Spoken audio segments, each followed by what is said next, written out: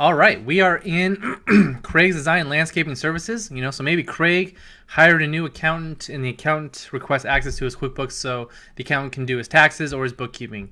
It's super simple. All you gotta do is you gotta come over here to the right, this little cog. If you click on it, you will see Manage Users. If you click on that, and then you'll see right here, you can click on accounting firms. You also see the other users in here. So if you come here, all you gotta do is enter the email.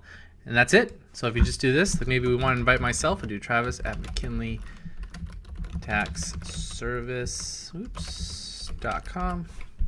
And if you invite, well, it went wrong because this is just a sample company, but that's how we get it. And then it would show up in my email address and I would accept it. And then I would have access to the QuickBooks file and I can do the accounting on your behalf or your taxes.